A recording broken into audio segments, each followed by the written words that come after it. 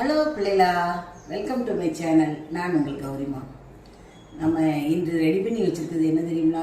Mutton Cola உருண்டை குழம்பும் வைக்கலாம், சாம்பார் வச்சு பொரிக்கவும் செய்யலாம். இன்றைக்கி வெண்டைக்காய் சாம்பார் வச்சுருக்கு. வெண்டைக்காய், மாங்காய், பச்சை மிளகாய்லாம் போட்டு, தக்காளிலாம் போட்டு, சின்ன வெங்காயம்லாம் போட்டு ஒரு சூப்பராக ஒரு வெண்டைக்காய் சாம்பார் செஞ்சு வச்சுருக்கேன். அதில் இந்த மட்டன் கோலாவுக்கு எடுத்த கறி போக எலும்பையும் போட்டு வேக வச்சு வச்சுருக்கேன். அதுதான் சாம்பார் இன்றைக்கி ரெடியாக வச்சுருக்குது.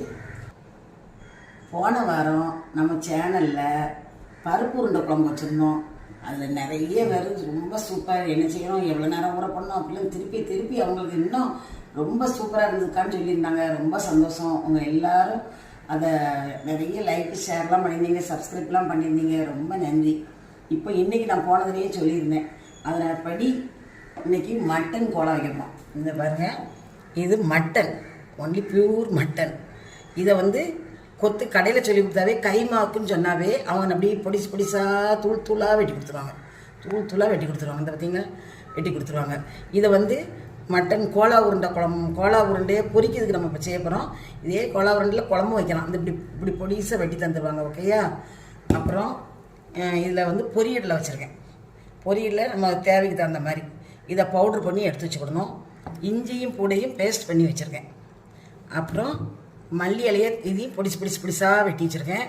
அப்புறம் இதில் கொஞ்சம் பெருஞ்சீரகம், ஒரு பட்டை, ஒரு ஏலக்காய், ஒரு கிராம்பு, கொஞ்சம் இதெல்லாம் போட்டு இதை தனியாக வச்சுருக்கேன். இதை தனியாக நம்ம பவுட்ரு பண்ணி இப்போ எடுக்கணும்.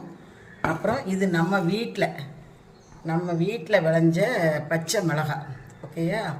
அதுக்கப்புறம் வெங்காயத்தை பொடிசாக வெட்டி வச்சுருக்கேன். தூளாக வெட்டி வச்சுருக்கிறேன்.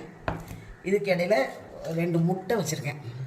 அது எதுக்கு வச்சுருக்கேன்னா, எல்லாம் அரைச்ச பிறகு இந்த இதோட போட்டு இது பிசைஞ்சால் அந்த உருண்டை பிரியாமல் நல்ல கிரிப்பாக இருக்கும். அப்புறம் இதில் மிளகாத்த பொடி, மஞ்சள் பொடி, உப்பு பொடி, இதுக்கு தேவையான பொருள் இவ்வளோதான். ரொம்ப ஈஸியான ஒரு நான்வெஜ் நம்ம செய்ய. இப்போ கறி பெரிய ஃபேமிலிக்கு தான் 1/2 கிலோ எடுக்கணும். ஒரு மீடியம் ஃபேமிலினா சொல்லவே ஒரு மாதிரி தான் இருக்கும். 100 மட்டன் எடுத்த கூட போதும். இந்த 100 மட்டன்னா எல்லோரும் ஆச்சரியப்படுதாங்க. என் ஃப்ரெண்டில் ஒருத்தி 100 மட்டன்லாம் எடுத்து வச்சுருந்தேன்னு கேட்டிருக்கேன். மட்டன் 100 எடுப்பாலாம், சிக்கன் 1/2 கிலோ எடுப்பாலாம். இதை ஒரு குழம்பு வைப்பாலாம், அது ஒரு கூட்டாக வைப்பாலாம். இப்போ இதுக்கு 1/2 கிலோ, இதெல்லாம் நிறைய உருண்டை வரும். சரியா? அதனால் ஈஸியாக ரொம்பலாம் துட்டி செலவழிக்கணும். ஒரு 1/4 கிலோ வாங்கினாவே ஏராளம் தாராளமாக இருக்கும். இப்போ இதை நான் வேக போட போகிறேன். வச்சுட்டேன். சட்டி வச்சு கொஞ்சம் எண்ணெயை ஊற்றணும். எண்ணெய் ஊற்றி கொஞ்சம் ஊற்றினா போதும். அதில் கொஞ்சம் இந்த கறியை இது நல்லா கழுவி சுத்தம் பண்ண கறி தான். இதை போட்டு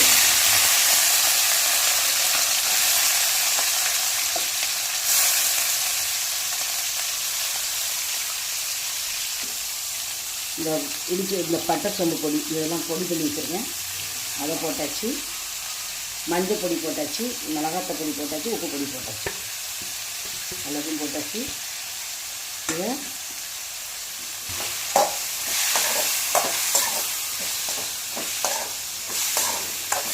நல்லா வதக்கணும். நல்லா ஏற்கனவே கறியில் கொஞ்சம் தண்ணி வரும். இதை நல்லா வதக்கிட்டு குக்கரில் போட்டு வேக வைக்கணும்.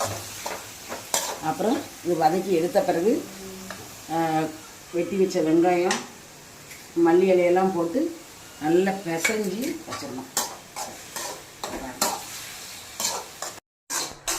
இந்த வேக வச்ச கறியை இப்போ அதை அப்படியே குக்கரில் போடணும். ஏற்கனவே தண்ணிலாம் ஊற்ற வேண்டாம். கறியில் ஏற்கனவே தண்ணி வந்துகிட்டே இருக்கும். ரொம்ப தண்ணி ஆயிரும்.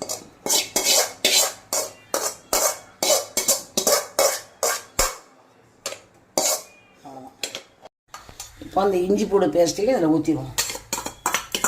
போட்டு நல்லா கிளறி விட்டு, தண்ணி கொஞ்சம் தான் இருக்குது. ஏன்னா வேகும் போதே தண்ணி வந்துடும். இப்போ ரொம்ப தண்ணி ஆயிரும்.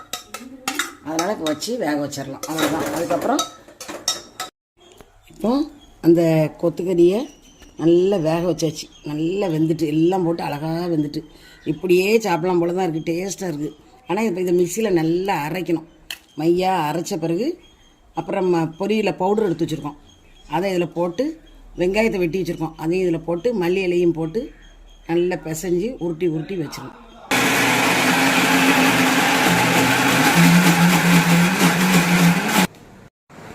இப்போ இந்த கறி அரைச்சி வச்ச கறியில் இந்த பவுடர் கொஞ்சம் போடணும்.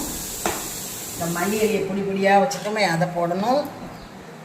வெங்காயத்தை நல்லா தூளாக இருக்குது, கொஞ்சம் ரொம்ப தூளாக இருந்தால் தான் போடணும். இதையும் போடணும். இப்போ போட்டால் போதும் போல தெரியுது. இப்போ இது நல்லா பிசையணும். நல்லா பிசைஞ்சு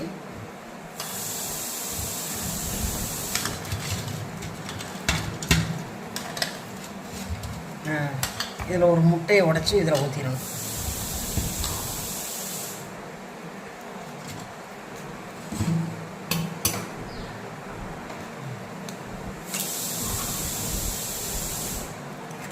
ஒரு முட்டையை உடச்சி ஊற்றினா இல்லை கிரிப்பாக இருக்கும்.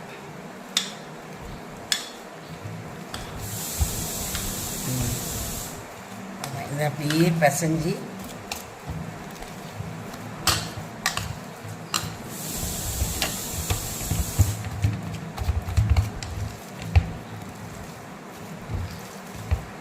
சுத்தமான கடலை எண்ணெயை ஊற்றிருக்கேன். ஊற்றி நம்ம பொரிக்கும். நம்ம ஏற்கனவே அரைச்சி வச்சது இந்த பாருங்க, இப்படி ஒன்று ஒன்று நல்லா இப்படி வெந்த பிறகு தான் அடுத்தது எடுக்கணும். இந்த திருப்பி விட்டுக்கணும். வேகாத பக்கமாக இருந்தால் திருப்பி விட்டுக்கிடணும். இப்படி பண்ணணும். கொஞ்சம் இன்னும் கொஞ்சம் வேகணும் இந்த பக்கம். ஏற்கனவே வெந்த கறி தான், அதனால் பிரச்சனை இல்லை. இங்கே இருந்தால் உருட்டி வச்சுருக்கோம்ல, இதான் உருட்டி வச்ச கறி, அவ்வளோத்தையும் உருட்டி வச்சாச்சு. இப்போ போட்டு எடுக்கும். இது பொரிச்ச கறி. இது நல்லா சாம்பாருக்கு ஸ்நாக்ஸுக்கெல்லாம் நல்லா தான் இருக்கும்.